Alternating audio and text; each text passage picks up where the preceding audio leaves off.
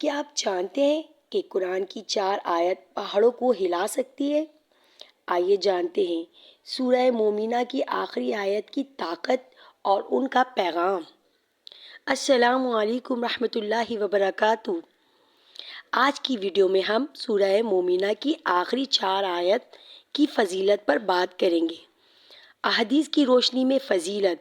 حضرت عبداللہ بن مسعود رضی اللہ تعالی عنہ سے روایت ہے کہ انہوں نے ایک بیمار شخص کے کان میں سورہ مومنہ کی آخری آیت کی تلاوت کی، جس سے وہ ہوش میں آ گیا۔ رسول اللہ صلی اللہ تعالیٰ علیہ وسلم نے فرمایا، اگر کوئی شخص یقین کے ساتھ ان آیت کو کسی پہاڑ پر پڑھے تو وہ بھی ہل جائے گا۔ میرے آقا نے فرمایا، آخری 4 آیت کی روایت بتا رہی ہوں۔ میرے حضور علیہ الصلوۃ والسلام نے فرمایا، جو شخص یقین سے ان آیتوں کو پڑھے گا پہاڑ بھی ہٹ جائے گا۔ ساری خوشیاں، بیٹے، نعمتیں، رزق، عزتیں، عہدے، صحتیں، چین، سکون، خوشیاں، رحمتیں، میری زندگی میں کوئی دکھ نہ آئے، مسائل نہ آئیں، ساری خوشیاں تو ہے۔ فرشتے کہتے ہیں، مولا دکھ تکلیف یہ بھی تو اوپر سے آیا تھا اور یہ آپ کی ذات کی طرف سے متوجہ ہو گیا۔ فرشتے فخر کرتے ہیں، یا اللہ عز و جل، واقعی ہم غلط فہمی میں مبتلا تھے۔ کہتے رہیں، یا اللہ عبادت کے لیے ہم کافی نہیں ہیں، آپ نے انسان کو بنا دیا، اور اگر کوئی بندہ اس کو کھلا پڑتا رہے وضو پر وضو ہر حالت پر، اللہ عز و جل کی رحمت قدرت کرشمے اللہ اس کو دکھائے گا۔ یہ گیا جادو، یہ گیا جنات، یہ گیا قرضہ، یہ گئی بیماری، یہ گئے جھگڑے، یہ گئے دکھ، یہ گئی تنگ گلیاں، اور راستے کھلے، رزق کھلا، عزت کھلی، برکتیں کھلی، رحمتیں۔ اللہ والو، میں عرش کا نام نہیں لے رہی ہوں، میں عرشوں کا نام بتا رہی ہوں۔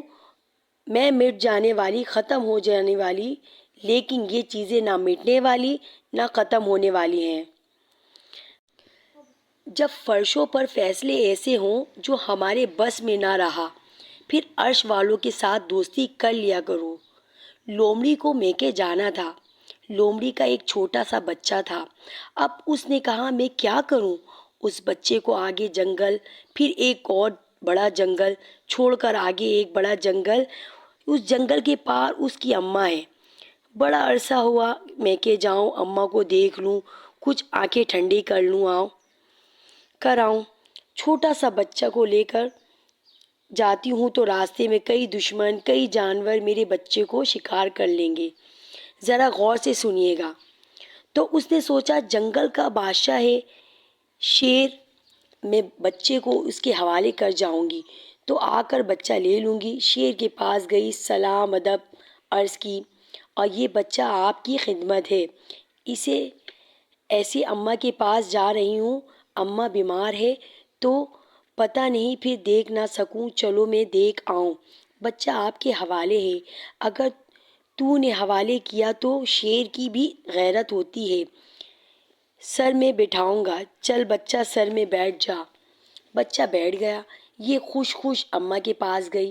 ہفتہ 2 ہفتے کے بعد واپس آئی، کہا بچے کی طلب ہے، بچے کی تڑپ ہے، ممتا، محبت، پیار۔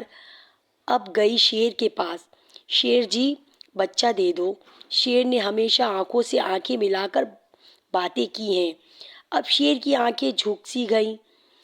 شیر چپ چپ، میرا بچہ، میری آنکھیں، میری ممتا کہاں؟ شیر چپ۔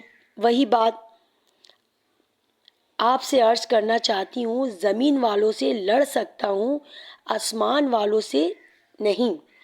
میرے سر پر بچہ بیٹھا تھا، ایک شاہین شکارا، اس نے جھپٹا اور بچہ اٹھا کر لے گیا۔ عرش والوں سے میں نہیں لڑ سکتا، زمین والوں سے لڑ سکتا ہوں، تیرا بچہ شکارا اٹھا کر لے گیا۔ زمین کے مسائل تعلق عرش والوں سے کے ساتھ بنی ہوئی ہے، تو سارا نظام ٹھیک ہوں گے، اور اگر اس سے بنی ہوئی نہیں ہے، سارے الٹے کام الٹے۔ کہتا ہے کہ ایک قدم آگے اٹھاتا ہوں تو چار پیچھے ہٹاتا ہوں، تو روزی نہیں، میری روزی نہیں، میری روٹی بند، میرا گھر بند، منہ سے اسے بول دیتا ہوں تو خود بخود اس کا کیا حل ہے؟ میں بے بس ہو گیا، میں بے بس ہو گیا ہوں، بے بس لوگوں کے لیے جو سارے راستے بتا رہی ہوں۔ اگر زندگی کا سفر سکون سے طے کرنا چاہتے ہیں تو سہولت سے، عزت سے، عافیت سے جو لفظ میں پھر بتا رہی ہوں غور سے سنیے کہ اللہ پاک اس کی برکت میں مدد کریں گے اور اس کو شیطان کے ہر وار سے محفوظ کریں گے، اور اس کو اللہ پاک قدم قدم پر حفاظت، کفالت، کفایت فرمائیں گے۔ عمل چھوٹا سا ہے لیکن طاقت بہت زیادہ، تاثیر بہت زیادہ ہے، اسے اپنی زندگی کے ساتھی بنا۔ ان آیت کی تلاوت سے ہمیں اپنی تخلیق کے مقصد کا ادراک ہوتا ہے، اللہ کی عظمت کا احساس ہوتا ہے، اور ہم اس سے مغفرت اور رحم کی دعا کرتے ہیں۔ آئیے ان آیات کو اپنی روزمرہ کی دعاؤں میں شامل کریں اور ان کے معنی پر غور کریں۔ صلو علی الحبیب صلی اللہ تعالی علی محمد صلی اللہ علیہ وسلم۔